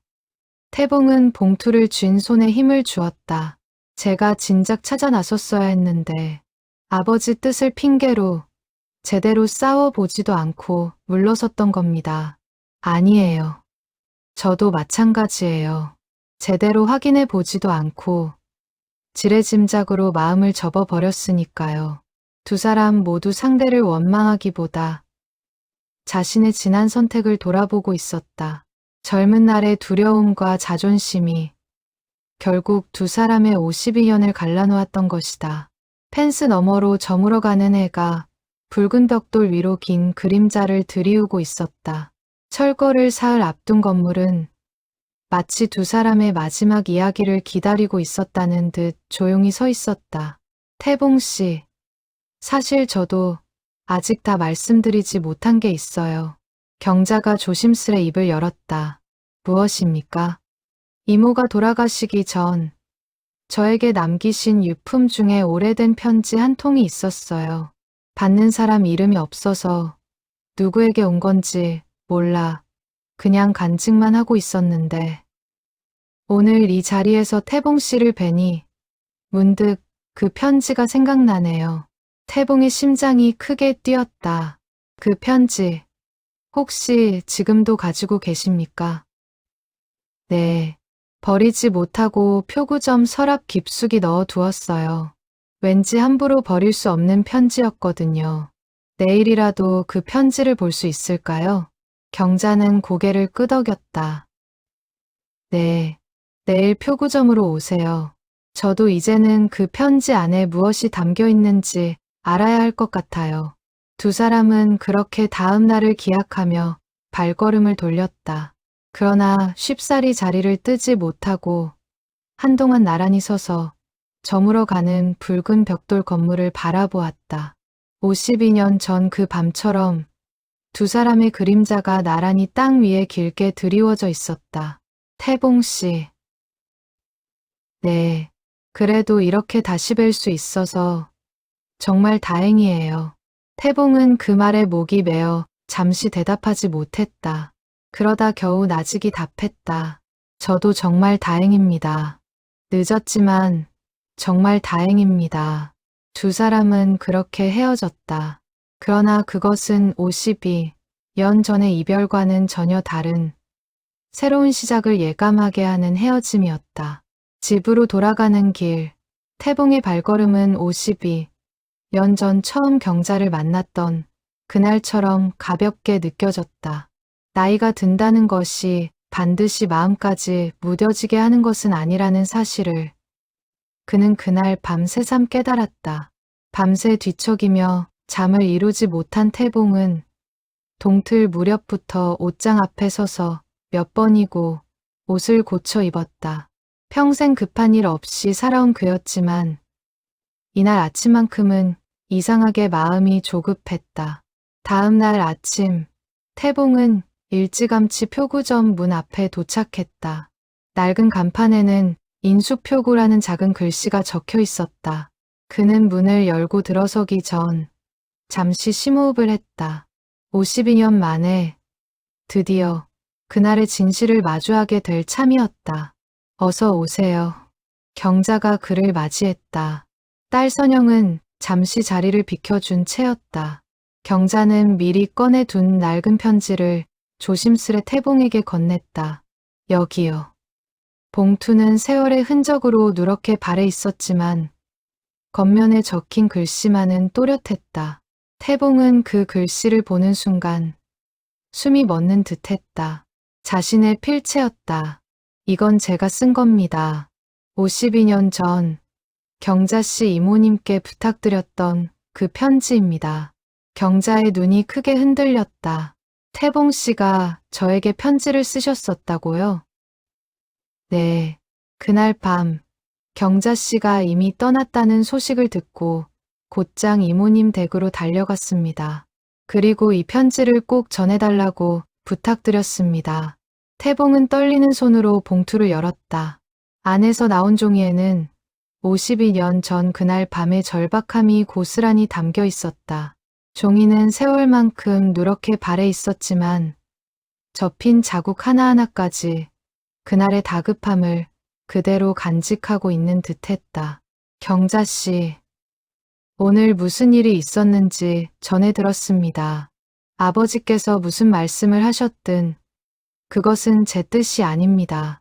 저는 경자씨를 향한 마음을 단 한 번도 접은 적이 없습니다. 부디 며칠만 시간을 주십시오. 반드시 찾아가겠습니다. 우리가 함께 만든 그 곡처럼 이 마음이 끝나기 전에 부디 저를 믿고 기다려 주십시오. 태봉 올림. 경자는 그 문장을 읽어내려가며 손으로 입을 틀어막았다. 눈물이 걷잡을 수 없이 흘러내렸다. 태봉 역시 편지를 쥔 손이 가늘게 떨렸다. 52년 전 자신이 눌러 쓴 글씨 하나하나가 마치 그날의 절박했던 심정을 그대로 되살려내는 듯했다. 이런 편지가 있었다니. 이모님께서는 어째서 이걸 전해주지 않으신 걸까요? 경자는 한참을 흐느끼다가 겨우 목소리를 가다듬었다. 이모는 저를 아끼셨어요. 그 집안에서 저를 그렇게 매몰차게 내치는 걸 보시고는 그 집, 아들의 편지를 전해주는 게 오히려 저에게 더 큰 상처가 될 거라 생각하셨던 것 같아요. 저를 지키려는 마음이셨을 거예요. 경자는 이모의 얼굴을 떠올리며 잠시 말을 멈추었다. 평생 자신을 딸처럼 거두어 주셨던 그 얼굴이 오늘따라 유독 그리웠다. 그런 사정이. 이모는 저를 데리고 지방으로 내려가면서도 끝내 이 편지에 대해서는 한마디도 하지 않으셨어요. 아마 돌아가실 때까지 이걸 전해야 하나 말아야 하나 고민하셨을지도 몰라요. 두 사람은 한동안 말을 잇지 못했다. 52년이라는 세월 동안 두 사람의 인생을 갈라놓았던 것은 서로에 대한 마음의 부재가 아니라 단지 전해지지 못한 종이 한 장이었다는 사실이 새삼 가슴을 저몄다. 표구점 암벽시계의 초침 소리만이 정적을 메우고 있었고 창밖으로는 지나가는 사람들의 발걸음 소리가 아득하게 들려왔다. 그 모든 소음 속에서도 두 사람 사이의 침묵만은 유독 깊고 무거웠다. 저는 결국 아버지의 재산도 인정도 모두 포기했습니다. 오직 경자 씨를 향한 마음 하나만 남기고요. 그런데 그마저도 결국 닿지 못했다는 걸 알게 되니 태봉의 목소리가 떨리며 잦아들었다. 경자는 그의 손을 가만히 잡아주었다. 52년 만에 처음으로 맞닿은 두 사람의 손이었다. 그 손끝에서 전해지는 온기가 두 사람 사이에 흘렀던 52년의 냉기를 서서히 녹여주는 듯했다. 제가 조금만 더 끈질기게 경자 씨를 찾아 나섰더라면 태봉이 자책하듯 말했다. 그의 어깨가 미세하게 떨렸다. 52년 묵은 회한이 한꺼번에 터져 나오는 듯했다. 아니에요. 저도 마찬가지예요. 조금만 더 태봉 씨를 믿고 기다렸더라면 이제 와서 그런 후회가 다 무슨 소용이겠습니까? 그저 이렇게라도 진실을 알게 되어 다행이라고 생각합시다. 경자는 눈물을 닦으며 애써 미소를 지어 보였다. 맞아요. 늦었지만 이제라도 알게 되어서 다행이에요. 두 사람은 그날 오후 표구점 한쪽에 놓인 낡은 탁자에 마주 앉아 오랜 시간 이야기를 나누었다. 지난 52년의 세월, 각자가 겪어온 삶의 굴곡들을 하나하나 풀어놓았다. 자녀를 키운 이야기, 배우자를 먼저 떠나보낸 이야기, 그리고 그 모든 시간 동안 서로를 완전히 잊지 못했던 마음까지.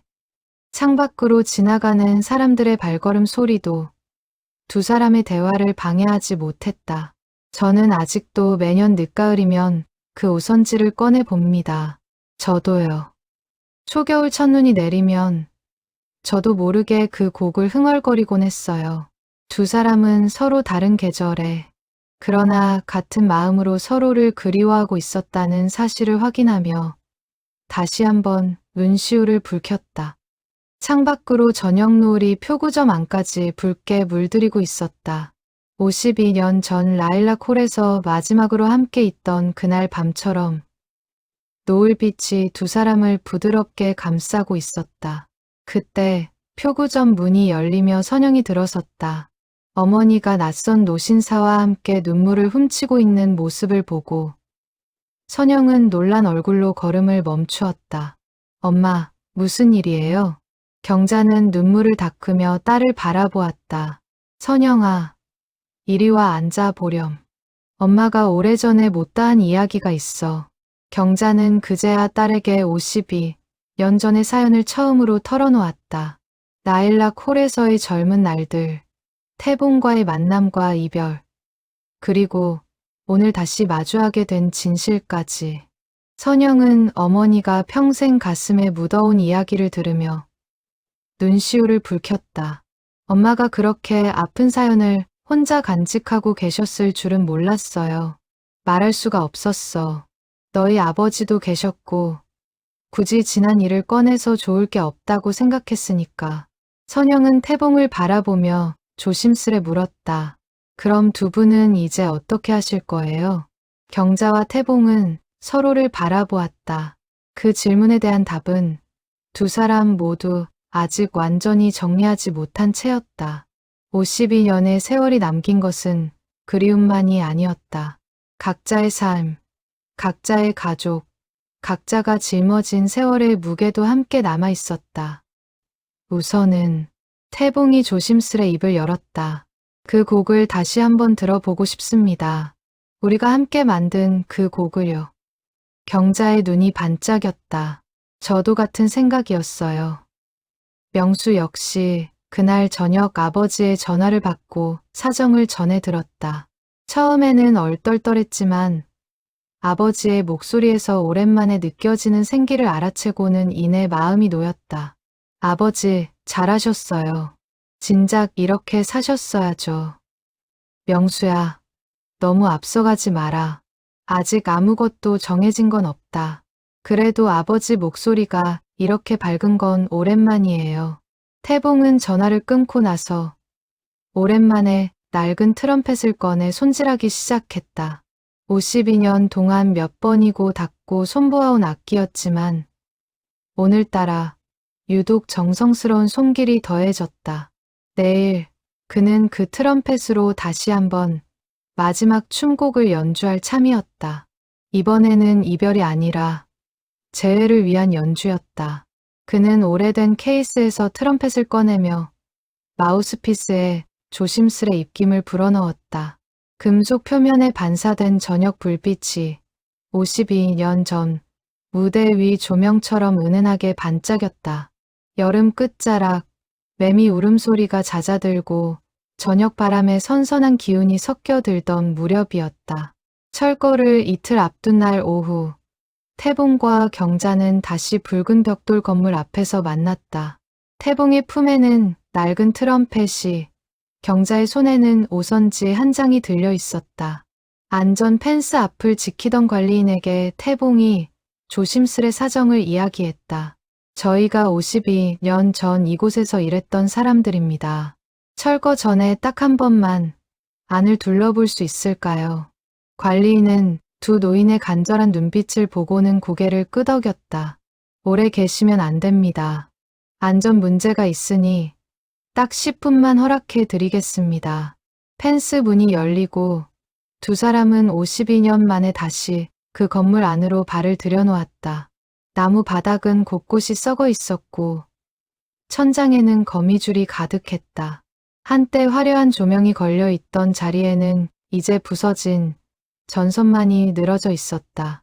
그러나 두 사람의 눈에는 그 폐허 위로 52년 전의 화려한 밤이 고스란히 겹쳐 보였다. 발밑에서 부서진 나무 조각이 서걱거리는 소리마저 두 사람에게는 정겹게 느껴졌다. 여기가 무대가 있던 자리네요. 경자가 낡은 무대 털을 가리키며 말했다. 네. 그리고 저기 구석이 경자 씨가 앉아있던 그 책상 자리였습니다. 태봉이 무대 한쪽 구석을 가리켰다. 지금은 아무것도 남아있지 않은 텅 빈 자리였지만 두 사람의 기억 속에는 여전히 작은 책상과 그 위에 놓인 오선지, 그리고 연필을 쥔 22살 경자의 모습이 선명하게 남아있었다. 두 사람은 천천히 무대 위로 걸어 올라갔다. 낡은 나무 바닥이 삐걱거리는 소리를 냈다. 태봉은 트럼펫을 꺼내 들었다. 그의 손끝에 닿은 낡은 금속의 감촉이 52년 전 그 밤과 조금도 다르지 않게 느껴졌다. 52년 전 이 무대에서 마지막으로 연주했던 그 곡을 다시 한번 연주하고 싶습니다.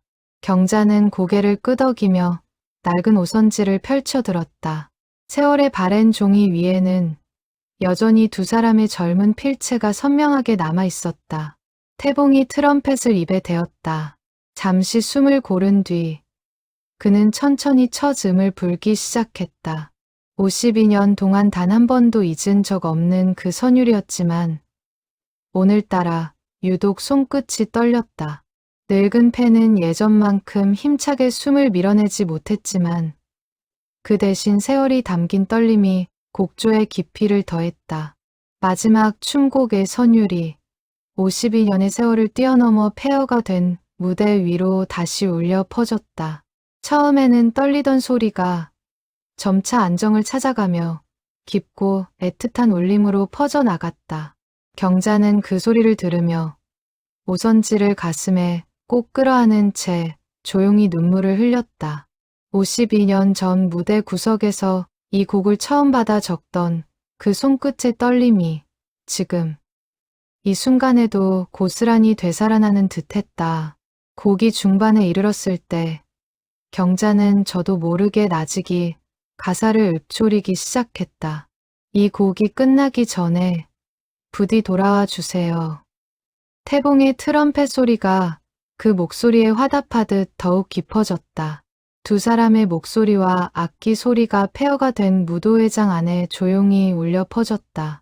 그것은 52년 전 미처 끝맺지 못했던 하나의 곡을 마침내 완성하는 순간이었다.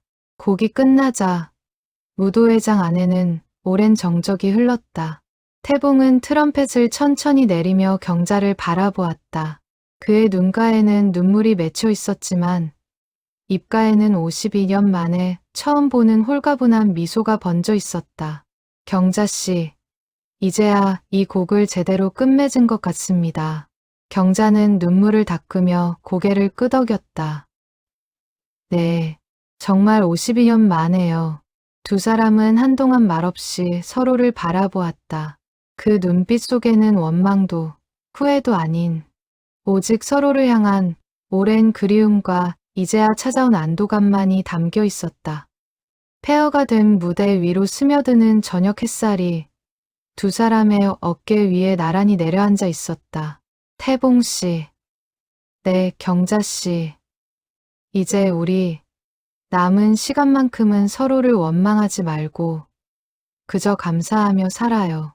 그렇게 합시다. 우리에게 남은 시간이 얼마가 되었든 이제는 후회 없이 살아갑시다. 관리인이 시간이 다 되었음을 알리며 조심스레 두 사람을 불렀다. 태봉과 경자는 마지막으로 무대를 한 번 더 둘러본 뒤 천천히 건물을 빠져나왔다. 펜스 밖으로 나오며 경자가 문득 걸음을 멈추고 건물을 돌아보았다. 낡은 벽돌 하나하나에 두 사람의 젊은 날이 여전히 새겨져 있는 듯했다. 고마웠어요. 그 시절 우리에게. 그것은 건물을 향한 인사이자 지나온 52년의 세월을 향한 인사이기도 했다. 건물을 나선 두 사람은 근처 오래된 벤치에 나란히 앉았다. 늦여름 저녁 바람이 두 사람의 흰머리를 조용히 흔들었다. 태봉 씨, 이런 말씀 드려도 될지 모르겠지만 경자가 조심스레 입을 열었다. 말씀하세요. 저는 52년 동안 태봉 씨를 원망하는 마음도 분명 있었어요. 왜 나를 찾지 않았을까? 왜 그렇게 쉽게 나를 포기했을까 하고요. 그런데 오늘 진실을 알고 나니 그 원망이 얼마나 부질없는 것이었는지 알겠어요. 태봉은 고개를 끄덕이며 대답했다. 저 역시 마찬가지입니다. 경자 씨가 매정하게 떠났다고 마음속 어딘가에서는 그렇게 생각하며 살아왔습니다. 그런데 그게 아니었다는 걸 알고 나니 지난 52년이 참 허망하게 느껴집니다. 허망하다고만 생각하지 말아요. 그 세월 동안 태봉 씨는 아드님을 훌륭하게 키우셨고 저도 딸을 잘 키워냈어요. 그 시간이 헛된 것만은 아니었을 거예요. 태봉은 그 말에 위안을 얻은 듯 옅은 미소를 지었다. 경자 씨는 여전히 그렇게 마음이 따뜻하시군요. 52년 전 리허설 자리에서 제 즉흥곡을 그렇게 정성껏 옮겨 적어 주시던 그 마음 그대로입니다. 태봉 씨도 여전히 그때처럼 음악 이야기만 나오면 눈이 반짝이시네요. 두 사람은 서로를 바라보며 오랜만에 소리내어 웃었다. 웃음소리에는 지난 세월의 서글픔과 함께 이제야 찾아온 안도와 기쁨이 함께 섞여 있었다. 멀리서 저녁 종소리가 울렸다. 근처 오래된 교회에서 울리는 종소리였다. 두 사람은 그 소리를 들으며 52년 전 라일락 홀의 마지막 순서를 알리던 종소리를 떠올렸다. 이 종소리, 그때도 들렸었죠. 경자가 나직이 말했다. 네, 맞습니다. 홀의 마지막 곡을 연주할 시간이 되면 늘 저 종소리가 먼저 울렸었죠. 그러고 보니 오늘도 저 종소리를 신호로 우리가 다시 그 곡을 연주한 셈이네요. 신기한 인연입니다. 두 사람은 벤치에 앉아 한동안 말없이 저녁 노을을 바라보았다. 52년 전의 그 밤과 오늘의 이 저녁이 하나의 선율로 이어지고 있는 듯한 기분이었다. 하늘은 서서히 붉은 빛에서 보랏빛으로 다시 짙은 남색으로 물들어갔다. 그 변화하는 하늘빛을 바라보며 두 사람은 각자의 마음속에서 52년의 세월이 서서히 아물어가는 것을 느꼈다. 태봉 씨, 앞으로도 가끔 이렇게 만나서 이야기 나눌 수 있을까요? 경자가 조심스레 물었다. 물론입니다. 이제는 절대로 놓치지 않겠습니다. 태봉의 대답에는 52년 전 하지 못했던 다짐이 고스란히 담겨 있었다. 두 사람은 그렇게 늦은 나이에 다시 찾아온 인연을 조심스레 그러나 확실하게 붙잡아 가기 시작했다. 벤치를 떠나 각자의 집으로 향하는 길. 두 사람의 발걸음은 52년 전 그 밤보다 훨씬 더 천천히 그러나 훨씬 더 확실하게 이어지고 있었다. 철거일이 밝았다. 이른 아침부터 중장비들이 붉은 벽돌 건물 앞에 늘어섰다. 동네 주민 몇몇이 나와 그 광경을 지켜보았고 그 중에는 태봉과 경자 그리고 명수와 선영도 함께였다. 거대한 굴삭기의 팔이 건물을 향해 움직이기 시작했다. 벽돌이 무너져 내리는 소리가 둔탁하게 울려 퍼졌다. 먼지가 뿌옇게 피어올라 아침 햇살을 가렸다. 지켜보던 몇몇 노인들은 손으로 눈가를 훔쳤다. 저마다 이 건물과 얽힌 젊은 날의 기억 하나쯤은 품고 있는 듯했다. 태봉은 그 소리를 들으며 눈을 감았다. 눈앞에서는 건물이 무너지고 있었지만 그의 마음속에서는 오히려 무언가가 새롭게 세워지고 있었다. 아버지, 괜찮으세요? 명수가 걱정스레 물었다. 태봉은 담담하게 고개를 끄덕였다. 괜찮다. 건물은 사라져도 그 안의 기억은 사라지지 않으니까. 경자 역시 딸의 손을 꼭 잡은 채 무너지는 건물을 지켜보았다. 엄마, 슬프지 않으세요? 슬프지 않다면 거짓말이겠지. 하지만 이상하게 마음이 편안하기도 해. 52년 동안 못다한 이야기를 이제야 다 끝맺은 기분이거든. 건물은 반나절 만에 완전히 사라졌다. 붉은 벽돌 더미만이 남은 그 자리에는 곧 새로운 건물이 들어설 예정이었다. 그러나 두 사람에게 그 자리는 이제 더 이상 슬픔의 장소가 아니었다. 오랜 오해를 풀고 서로에게 진심을 전할 수 있었던 인생의 마지막 장에서 찾아온 뜻밖의 선물 같은 장소였다. 흙먼지가 가라앉은 자리 위로 두 사람은 나란히 서서 오래도록 그 빈터를 바라보았다. 그 후로 태봉과 경자는 자주 만나기 시작했다. 처음에는 서로의 안부를 묻는 짧은 통화로, 다음에는 함께 산책을 하는 것으로, 그리고 점차 서로의 남은 삶을 함께 나누는 동반자로 관계를 이어갔다. 명수와 선영도 두 사람의 만남을 진심으로 응원했다. 계절이 한 바퀴 도는 동안 두 사람의 걸음걸이는 점점 더 자연스럽게 나란해져 갔다. 아버지, 이제라도 행복하게 지내세요. 저는 정말 좋아요. 엄마도 이제 혼자 외로워하지 마시고 자주 만나세요. 두 자녀의 응원 속에서 태봉과 경자는 늦은 나이에 찾아온 이 인연을 감사한 마음으로 받아들였다. 어느 늦가을 저녁, 태봉의 전파사에 작은 손님들이 찾아왔다. 명수의 어린 딸, 태봉에게는 손녀였다. 아이는 할아버지가 오래된 라디오를 고치는 모습을 신기한 듯 바라보았다. 할아버지, 이 라디오에서는 무슨 노래가 나와요? 태봉은 라디오를 조심스레 켰다. 마침 지역 방송에서 흘러나오는 곡이 신기하게도 옛 시절의 분위기를 닮은 잔잔한 선율이었다. 태봉은 미소 지으며 손녀에게 말했다. 할아버지가 아주 오래전에 소중한 사람과 함께 만든 노래가 있단다. 다음에 할아버지가 직접 불러줄게. 진짜요? 기대돼요. 그날 저녁, 태봉은 경자를 초대해 작은 자리를 마련했다. 명순의 가족과 선영이 함께한 조촐한 저녁 식사였다. 식사가 끝난 뒤, 태봉은 낡은 트럼펫을 꺼내 들었다. 오늘은 특별히 이 자리에 계신 모든 분들을 위해 연주해 드리겠습니다. 그는 천천히 마지막 춤곡을 연주하기 시작했다. 경자는 그 옆에서 조용히 가사를 읊조렸다.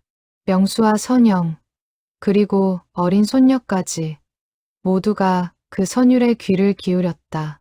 아무도 그 곡에 담긴 52년의 사연을 완전히 알지는 못했지만 그 안에 담긴 애틋한 마음만큼은 모두가 느낄 수 있었다. 곡이 끝나자 작은 박수 소리가 터져 나왔다. 손녀가 해맑게 물었다. 할아버지, 이 노래 제목이 뭐예요? 태봉은 경자를 바라보며 미소 지었다. 경자 역시 따뜻한 눈빛으로 그를 마주 보았다. 마지막 춤곡이란다. 그런데 이제는 그 제목을 바꿔야 할 것 같구나. 왜요? 이 곡은 이제 마지막이 아니라 새로운 시작을 알리는 노래가 되었으니까. 경자가 그 말에 조용히 웃으며 덧붙였다. 맞아요. 이제는 다시 만난 날의 노래라고 부르는 게 더 어울릴 것 같아요. 그 말에 모두가 따뜻한 웃음을 지었다. 창밖으로는 늦가을 낙엽이 조용히 흩날리고 있었고 방 안에는 52년의 세월을 뛰어넘은 두 사람의 재회가 만들어 낸 따뜻한 온기가 가득했다. 사람의 인연이라는 것은 때로 오해와 이별로 끊어진 듯 보여도 진심이 남아있는 한 완전히 사라지지 않는 법이다. 붉은 벽돌 건물은 사라졌지만 그 안에서 태어난 노래와 마음만은 새로운 세대로, 새로운 시간 속으로 계속 이어지고 있었다. 52년이라는 세월도 결국 진심 하나를 완전히 지워내지는 못했다. 그리고 그 노래는 이제 더 이상 끝나기를 두려워하지 않아도 되는 온전한 사랑의 노래로 다시 태어나고 있었다. 그해 겨울, 태봉과 경자는 양가 자녀들의 축복 속에서 조촐한 혼인식을 치르기로 했다. 거창한 예식은 아니었다. 명수의 집 마당에 작은 천막을 치고 가까운 이웃들과 가족들만 모여 소박하게 준비한 자리였다. 이 나이에 무슨 혼인식이냐고 웃으실지 모르지만 태봉이 하객들 앞에서 조심스레 입을 열었다. 저희는 52년 전 서로에게 하지 못했던 약속을 이제야 지키려 합니다. 경자가 그 옆에서 고개를 끄덕이며 말을 이었다. 늦었다고 생각하지 않습니다. 오히려 이 나이가 되어서야 진짜 소중한 것이 무엇인지 알게 된 것 같아요. 하객들 사이에서 따뜻한 박수가 터져 나왔다. 명수와 선영은 나란히 서서 눈시울을 붉혔다. 두 사람의 부모가 이렇게 늦게라도 행복을 찾은 모습이 자녀들에게는 더없이 뭉클한 선물이었다. 혼인식이 끝난 뒤 태봉은 다시 한번 트럼펫을 꺼내 들었다. 이번에는 하객들 모두를 위한 연주였다. 마지막 춤곡의 선율이 마당 가득 울려 퍼지자 몇몇 나이 지긋한 하객들은 자연스레 손을 맞잡고 천천히 몸을 흔들기 시작했다. 젊은 시절 라일락 홀에서 추던 춤을 떠올리는 듯한 몸짓이었다. 경자는 그 모습을 바라보며 조용히 눈물을 훔쳤다. 52년 전 무대 구석 작은 책상에 앉아 오선지 위에 음표를 옮겨 적던 22살의 자신이 이제는 이 곡의 완성을 두 눈으로 지켜보고 있었다. 이듬해 봄, 두 사람은 함께 표구점 한쪽에 작은 공간을 마련했다. 낡은 사진과 편지, 오래된 악보들을 조심스레 복원하고 보관하는 작은 전시 공간이었다. 사람들은 저마다의 오래된 물건을 가져와 두 사람의 손을 거쳐 새롭게 되살아난 추억을 되찾아갔다. 벽 한쪽에는 두 사람이 처음 함께 완성했던 마지막 춤곡 오선지, 원본도 정성스레 액자에 담겨 걸려 있었다. 두 분 덕분에 돌아가신 어머니의 편지를 이렇게 온전하게 다시 볼 수 있게 됐어요. 정말 감사합니다. 한 손님이 눈물을 글썽이며 인사를 전했다. 경자와 태봉은 그런 인사를 받을 때마다 자신들이 겪었던 52년의 기다림이 결코 헛되지 않았음을 새삼 깨달았다. 잃어버렸던 진심을 되찾는 기쁨이 얼마나 큰지 두 사람은 누구보다 잘 알고 있었으니까. 그들의 손끝에서 되살아나는 것은 낡은 종이만이 아니라 그 종이에 담긴 사람들의 마음이었다. 늦여름이 다시 찾아오고 은행잎이 노랗게 물들기 시작하던 어느 저녁, 태봉과 경자는 나란히 앉아 저물어가는 노을을 바라보고 있었다. 경자씨, 우리 참 먼 길을 돌아왔지요. 그러게요.